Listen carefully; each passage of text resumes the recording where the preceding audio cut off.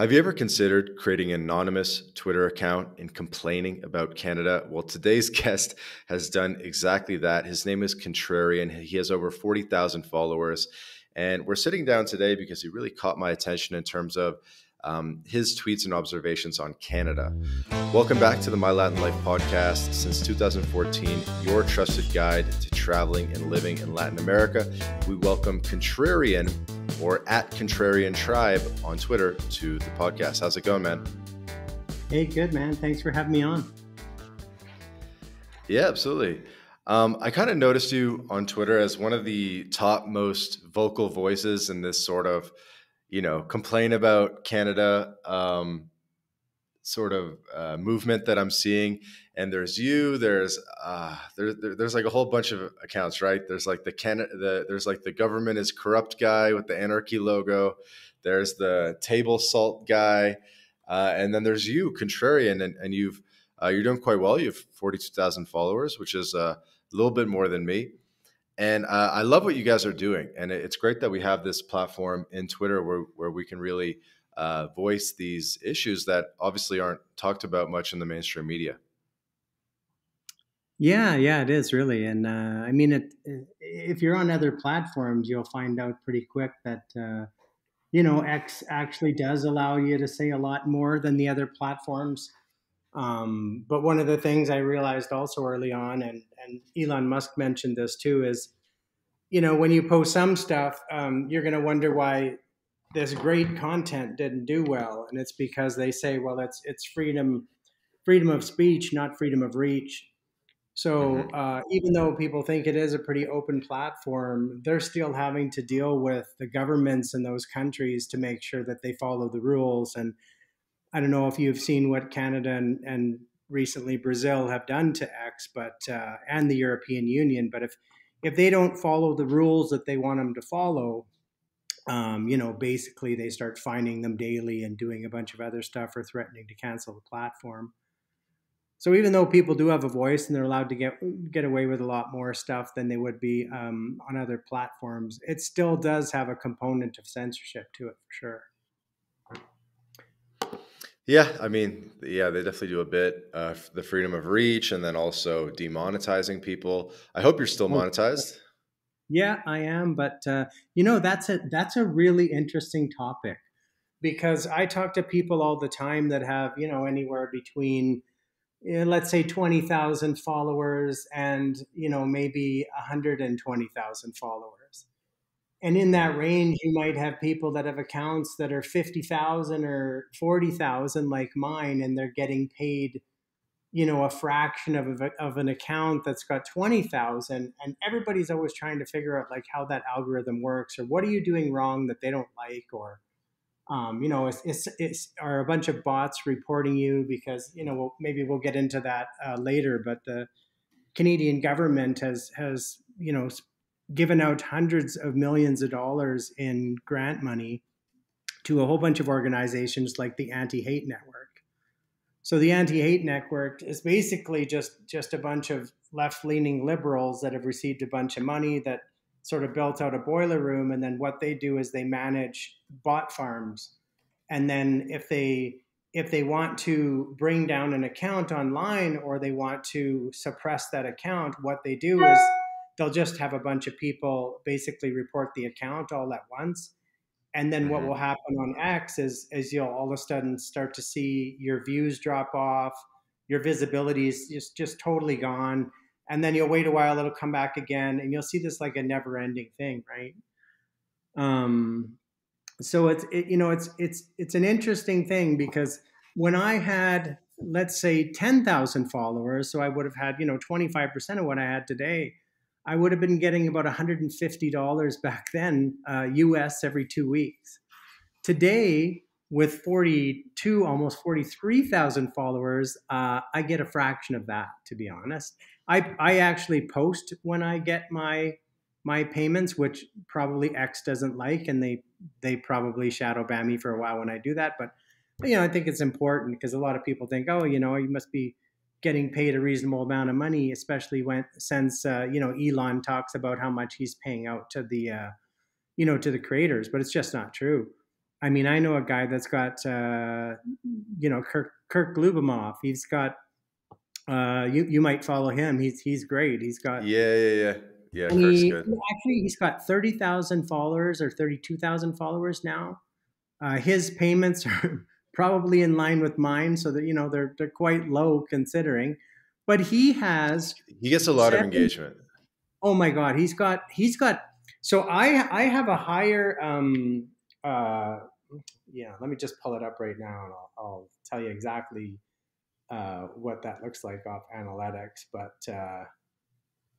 so I've got a higher engagement rate than him by quite a bit. That's why we're always talking about this stuff and trying to figure it out. But there's no rhyme or reason, and you will never be able to figure it out. It's crazy. So he'll have 10 times the impressions. So Hmm. that's meaning if he gets a post, if my post got, 10,000 views, his would get 100,000. But then my Hmm. engagement rate is higher than his by a considerable amount. But then we're both getting the same amount of money. And then we'll see other accounts, well, they'll post how much they made. And they might be accounts that are around 40, 50,000. And then they'll say that they got paid like, I don't know, $1,000 or something for 2 weeks. And there's just no way. You'll go there and you'll look at their accounts and you'll see what they're posting. You'll see what their engagement is. You'll see, how many viewers they're getting, viewership they're getting. And there's just no way. So, we've really been at a struggle to figure out how that whole formula works. And pretty much everyone on X feels the same way. Like there's no transparency in it whatsoever. And it just bounces all over the place. And Hmm. for most people, like most accounts, 100, like I know an account with 120,000 and she's getting like 100 and like about 120, $150 every 2 weeks. Hmm. Then the pleb he just posted his stuff. He got like $1,000 for 2 weeks. Really? Shit. I Damn. mean, but if you compare the two accounts, like the value of that account over the pleb's got a good account, right? Post some interesting stuff. But this other account, they actually do a ton of research and they uncover like government fraud. Hmm. So her account just gets like crazy engagement, but she's not making hardly any money. Like, how's that possible, right? Yeah, So it's because really you get weird. paid for what you get paid for the ads that show in the comments, right? So you only get paid essentially for how many comments you generate, you could say. But yeah, I'm sure it's a bit more complicated than that. Yeah, totally. I mean, but if you go by comments, like let's go Okay. replies. I mean, I had shares 59,000. I don't know if we can find replies. Anyway, well, moving on from replies a little bit, or monetization, because whatever, it's not that much money at the end of the day. No. I really put you in one of the sort of top 10 of these Canada accounts, for lack of a better term. I mentioned a couple earlier, but I'm kind of looking at a mini list now based on kind of followers, tab. So there's like Keith Wilson, there's the Pleb Reporter, there's Unacceptable Canadian Girl, there's Shazzy Goalie, there's Kirk Lubimov, Yeah, there's he's good. Canadian Patriot, there's Brittany or Brittany, the Yeah, Brat she's Girl. good. There, there's the government.exe is corrupt. And JJ Carroll also follows you, previous podcast guest, from the This Is Treason documentary. Yeah. So he's been on the pod. So I kind of put you in this kind of group of like top 10, whatever you want to call it, like Canadian freedom fighter accounts. And it's kind of great to have you on and talk about some of these things that, that the discourse on Twitter is around. Yeah, thanks. Do you have Marty up north up there in Marty that up list? north. Marty up north. I will. You Is definitely it should check out Marty? Merty. Yeah, he's got 100. He just crossed 100,000 followers. Okay, He's a unacceptable fact retired checker. I actually engineer. don't follow him. Okay, yeah, I'm following him now. Okay, Yeah, he's good. a You put this retired guy on my engineer. list. Okay. Any others you want to shout out? Um, Clyde do something. He's only got about 16,000, but he's growing pretty fast, and he has a huge following on YouTube. So he has a YouTube show, and I think he's Okay. got 130, 140,000 subscribers. What's it called? Clyde to do? No, Clyde do Clyde something. Okay. do Yeah. something. Yeah, Yeah. and Okay. basically all his shows are on talking about government corruption, in Canada, things they've done. He just moved down to the US, but he's going to continue to do all these shows based on all the things that are going on in Canada, because obviously with all the fraud and corruption that we've never seen before in history, obviously there's a lot of content to be had there. Hmm. So let's get into that. And for some context, based in Calgary. Yeah, in Calgary, Canada. Calgary. You definitely sound Canadian. Do you know how many generations Canadian back you go? Uh, well, my parents' grandparents came here after World War II. So they were half Russian, half German. Moved to a small town of Shaunavon, Saskatchewan, and then my parents ended up moving to Medicinac, growing up there. That's where I was born, and then I came to Calgary when I was right after high school when I was 17. Been here ever since. Okay, so fourth generation, I guess, post World War II. Yeah. Fourth generation's in 80 years. That's a okay. Anyway, so and then yeah, obviously Canada's changed a lot. I know I can tell you're a little bit older, right? You're like in your 50s, something like that. Yeah, I'm just turned 56. Congratulations. Thanks. When do you think the sort of turning point was? Was it when Trudeau got elected? Was it before that? Was it like maybe mid mandate when they fired Don Cherry? When did things kind of start going a little bit haywire in Canada, you think? Well, I mean, Justin Trudeau's entire platform was, it was a divisive platform, and then he included marijuana in there, and actually, that was a big one too. When he got voted in, strangely enough, a lot of the people that voted for him were boomers and women that were at home in the suburbs, because he made them all scared that if we didn't get rid of guns in Canada, that they were going to be at risk of they were going to be at risk, their children were going to be at risk. So I mean, that was his whole platform back then. But Stephen Harper was amazing. Nothing was wrong with Canada, but it was just one of those situations where Canada automatically wants to get rid of all of its leaders every 9 or 10 years. Like that's kind of the max that Canada will go, and then they want to Hmm. get rid of that person, and whether they're doing a good job or bad. So Trudeau comes along. He's this young guy. He's good looking. All the girls talk about nothing but that, really. But I mean, if you looked at his background, he had no experience whatsoever to be in a job like that. And if you looked at his family life, I mean, he grew up rich. He's a spoiled child. He's narcissistic. Um, this is definitely not the type of person that you want to have running a country. So when he Hmm. got voted in, I think there was a lot of people that might have been excited about it. And I would say where things really started to turn was probably around 2016, 2017. I mean, he starts like before he got into power. There's a video of him saying, as a young man, when he first got into politics, that he would never take away Canadian guns. He said that's a God-given right for Canadians to bear arms, and he would never ever take them away. So the first thing he does is table something to ban guns in Canada, which was crazy considering a lot of Canadians own guns just like Americans do. Hmm. And we all know that gun crime is done a majority by criminals using illegal guns. So there really wasn't, politically there was something to be said there, but not statistically.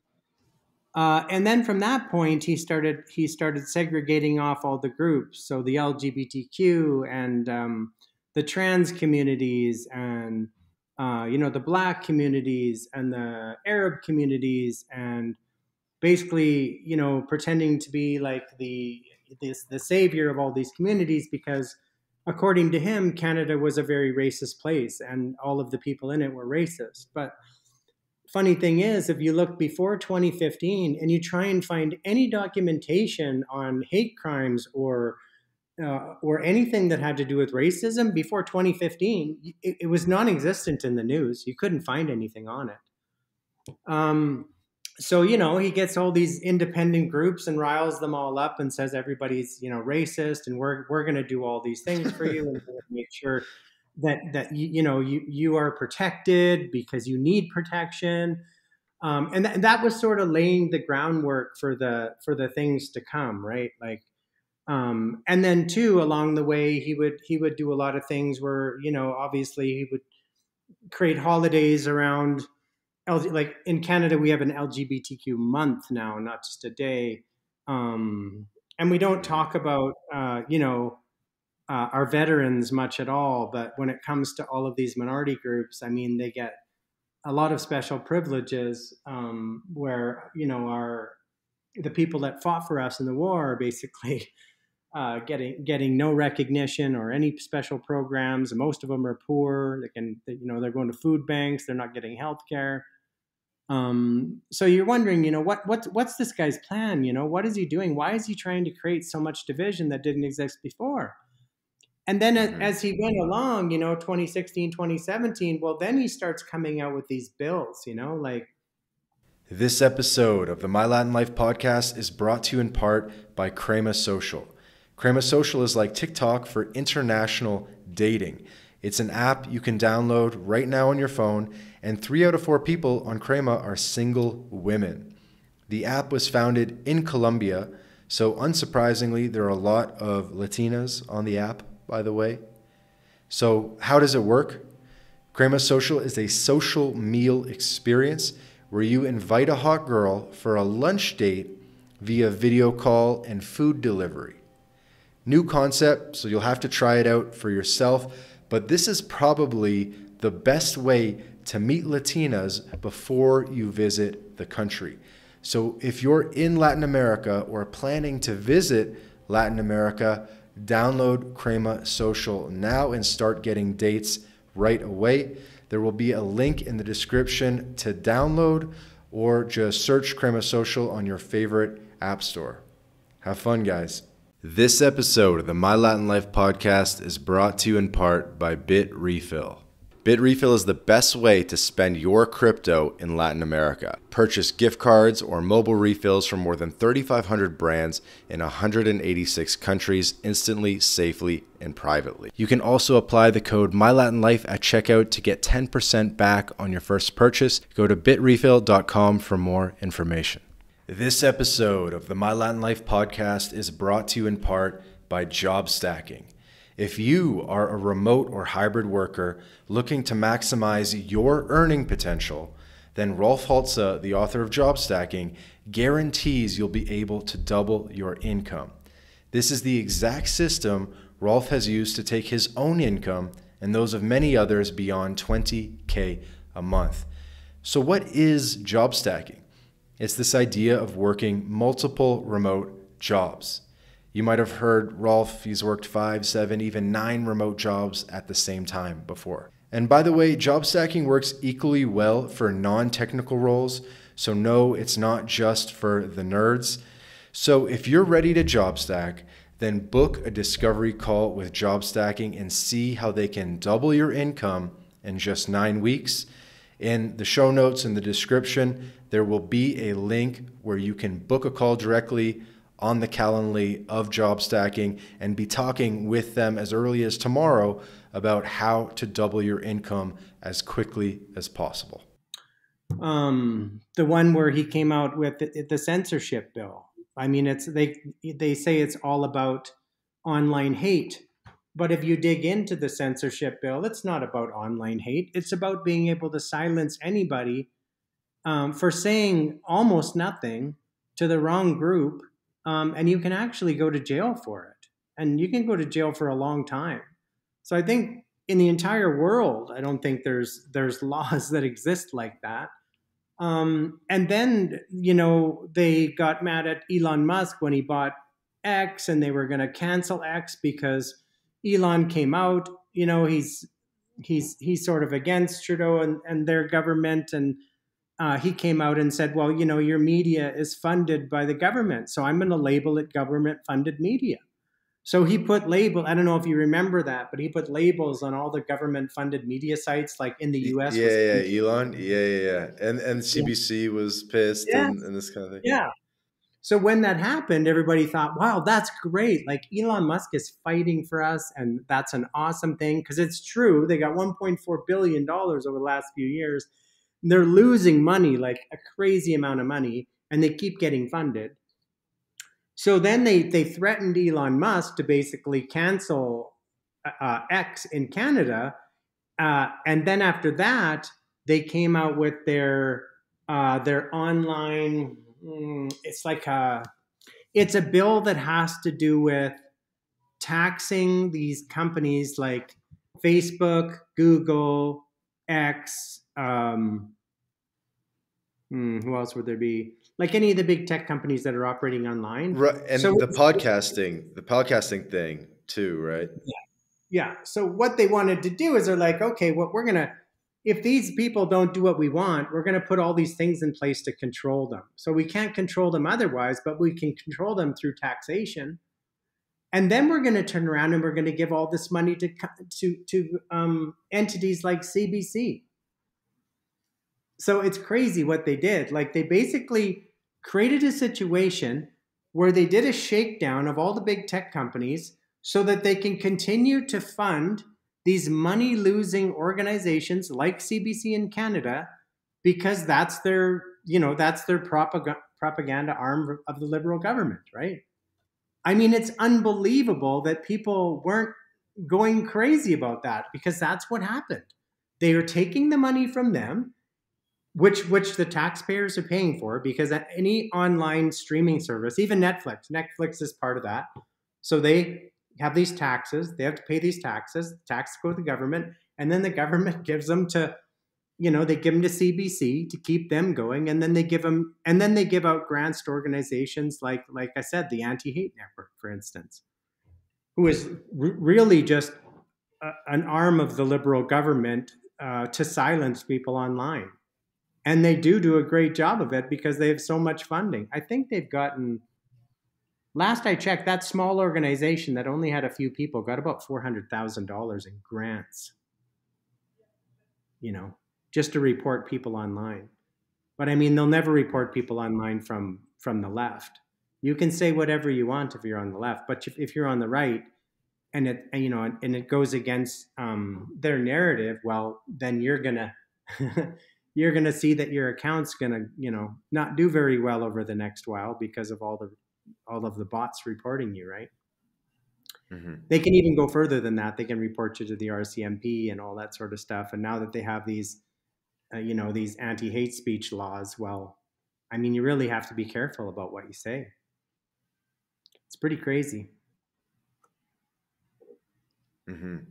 And speaking of grants, let's kind of get into the corruption stuff. I mean, obviously a big topic, but what are people,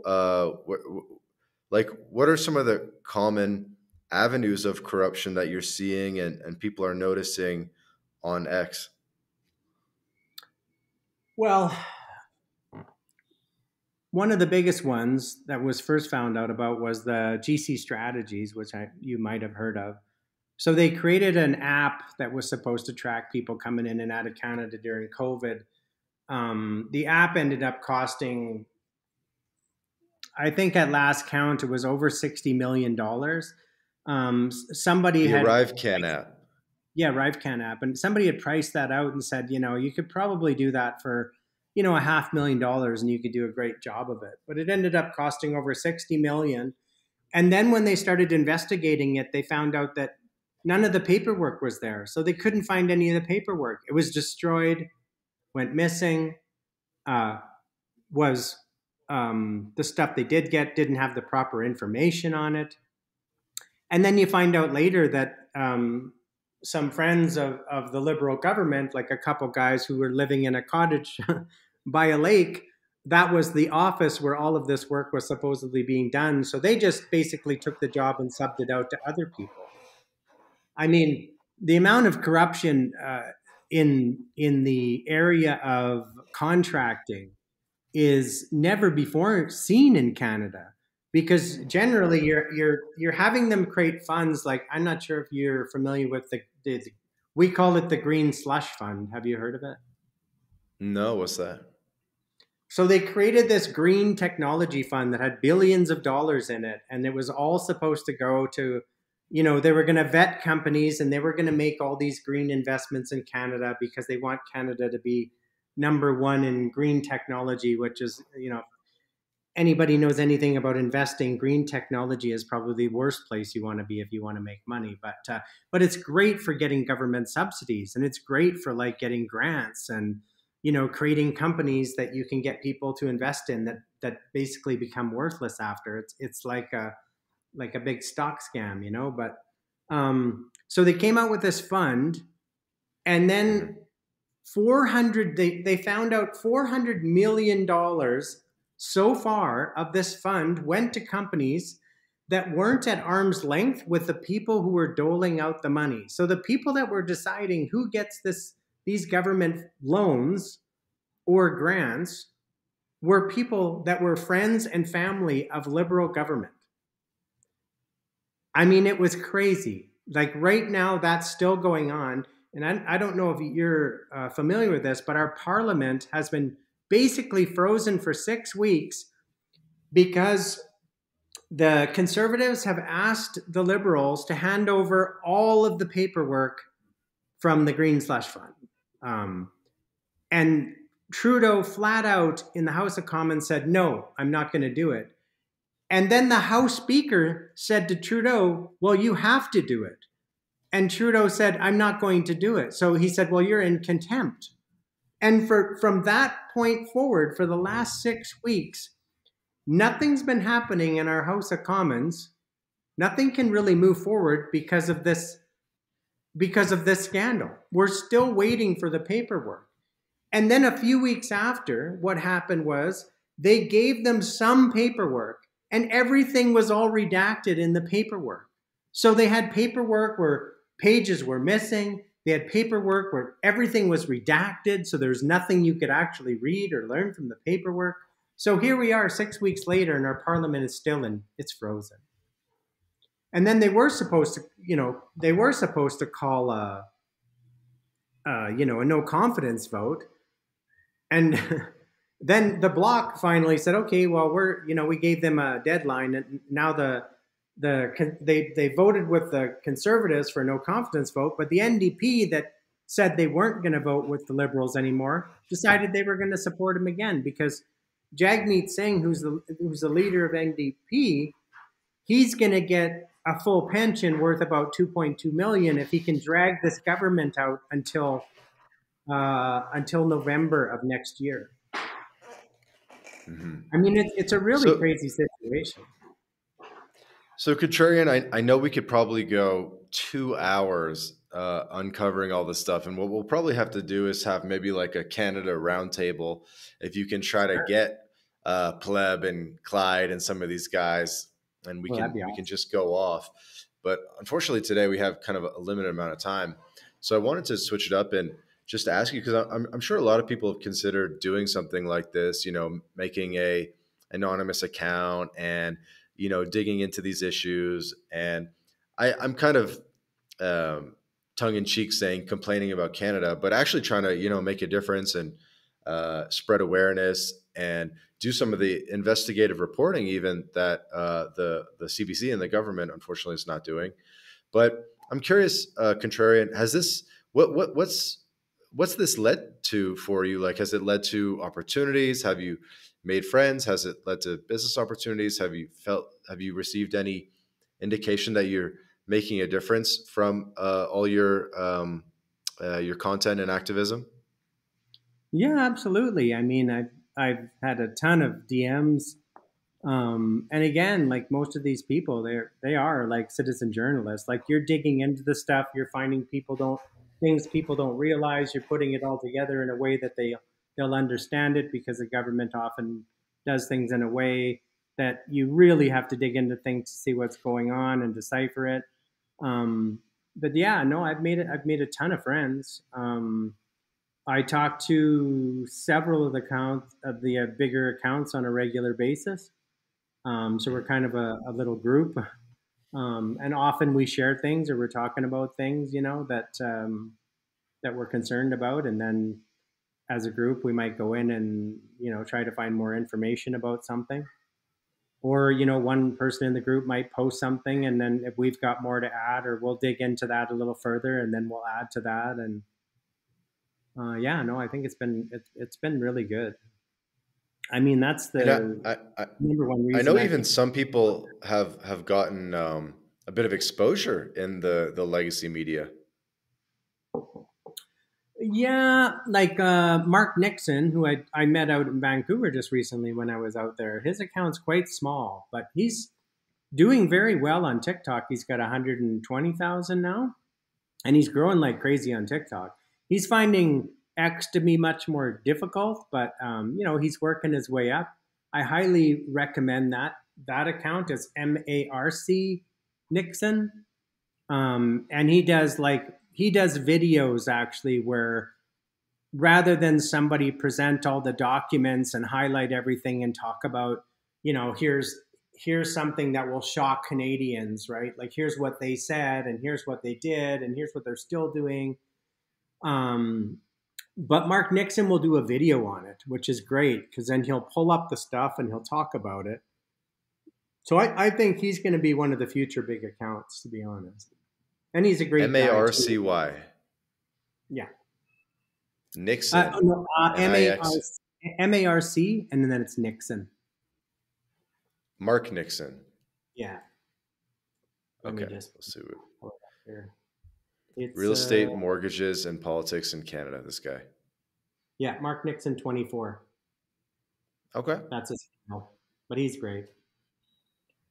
Yeah, and I mean, I went out to meet him and stuff in person when I was out in Vancouver. So, we had a good long chat, and I'm the one that convinced him he should get on X, actually, because I was like, well, you're doing so great on TikTok. And I kept taking his videos from TikTok and putting him on and giving him credit. But the problem is if you put any other platform on, a lot of times I think you get suppressed because they don't want people going off platform. And the videos were doing incredibly well. They were getting probably 20 to 80,000 views each time, tons of comments. And I said, you've got to get on TikTok. Like you really got to. You got to get on X, because it's a more serious platform. Like it's business, politics, stocks, like. I just think it'd be a better place for him. And he's done well so far. I think he's up to about 6,000 followers. And he hasn't been doing it very long. Like his account was there, but he wasn't doing anything with it. So, yeah, it's been great. And he was the one that was on, I think he was on CBC. Really? Recently. It's on his account. It's pinned to his account. So he's one of the few people I've ever seen be in mainstream media, because he was on CTV News. They brought him on as like a talking head. But the reason why you don't see a lot of other people on any of the news channels is because they're all like anti-Canadian media. You won't hear Mark say that stuff. He'll kind of stick to a certain realm where, other people might talk about the corruption of CBC. And then as soon as you do that, like they're never gonna show one of your posts in mainstream media. They're never gonna have you on, for sure. Because you're not on their side, right? So, a majority of the accounts you mentioned will probably never make it on any mainstream media sites in Canada for that reason. But we definitely need more. Yeah, I have hope that when Pierre gets in, that he does defund CBC. I mean, it's one of his platform promises. I'll be really happy if he does it, and so a lot of other Canadians, because they should have to just survive on their own. And then that might open up the door for a lot of other independents to rise up, right? So that you've got more of a variety of smaller news outlets rather than having just a couple of big ones that are supported by the government, right? Hmm. Yeah, I really think we need independent journalism in Canada, because no one on the inside, like no one in the legacy media seems to be doing very much. And like this ArriveCan app, sure, like $60 million could have been 3 million, whatever. But that's just the tip of the iceberg. Like the Canadian budget is what? Like, you know what I mean? If you the federal plus all the provincial governments' budgets, it must be, I don't even know, man. What is it, half a trillion or something? Like the amount of waste in there is just absolutely insane. And I think that ArriveCan app is just a tiny speck that's gotten not blown out of proportion, because obviously it was awful, but I think it's just one of what really would otherwise be hundreds of similar examples, thousands of examples, if people were really looking into it. Like, you know, they're looking into the Indians scamming the trucker system for the trucking licenses out in Brampton, and just like a million things. Like Canada has just become like scam central. It's insane, and Well, just how people about taking advantage of. yeah, how about the $2 billion that went to the natives to put in internet? But I mean, if you took the number of people that are actually up north in those areas, I think Elon Musk said he could have did it for like I don't know, it was like 100 and something million or something like that. He could have supplied them all Mhm, with Starlink. So where'd the 2 billion go, really? mhm. You know what I mean? Yeah, it's everything. The whole thing is insane. Like the pensions are insane for the MPs. Like everything is insane. Like at every single step, every single organization, the funding, how they'll give like, you know, whatever, 50 million for like sexual education in Africa, or like all this like weird stuff. You know what I mean? It's so weird. It's like there's But just where a do you think million that weird. goes? Do you really think that goes to sexual education in Africa? I mean, you're sending $50 million to Africa to whom? Like, who's the one who's getting the 50 million and who's the one who's responsible for distributing this 50 million? And where are all the receipts? And where are all the results? I think they're just taking 50 million and giving it to this person and he's putting it into a bunch of accounts all over the world for different politicians. Just like I do think with Ukraine and the hundreds of billions that have fallen into that black hole. Yeah. I mean, there's a There lot of should probably politics. be like that. There should probably be hundreds of people in jail. Um, it's Should be. crazy, and and we just need I don't know. We need the investigative journalism. We need the proof and the evidence, and then we need, I guess, prosecutors that are willing to do the job. Right? I don't know. Oh, that's another thing. We need better laws, and then we need judges who aren't activists. Because let me ask you this question: name a single Canadian politician who ever went to jail for something they did while they were a politician. Yeah, not enough. I mean, dude, everything is treason, man. Like a million people on these like temporary residencies, or whatever in Canada. The diploma mills is a huge. Hmm. There's a million things. Like I said, we could go forever. We actually kind of got to wrap it up right now.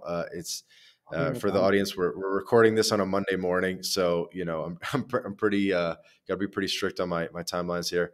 But I definitely want to have you back on. I definitely think a Canadian roundtable would be fun, and Oh yeah. I really love what you're doing. So keep it up, because I love supporting people who are trying to help Canada. Because I, even though I'm in Latin America, I'm very Canadian, and I care deeply about Canada, and I want it to do well. So Yeah, that's a goal.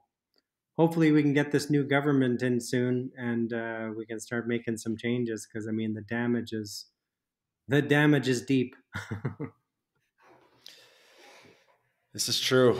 Do you want to kind of share a final message with the audience where they can find you, all that good stuff? Sure, yeah. You can find me on X at contrarian At Contrarian Tribe, spelt exactly how I said it. Yeah, and would love to have you follow me. DM me anytime if you've got something you want me to post or you want me to look into or help somebody with. More than happy to. Absolutely. This has been another episode of the My Latin Life podcast. Again, our guest today, Contrarian at Contrarian Tribe. There'll be a link in the description to his Twitter. And for the audience, please be sure to subscribe, leave a review on the podcast platforms as well. Really helps us grow the podcast. That's it for now. Ciao for now. Thanks, Vance.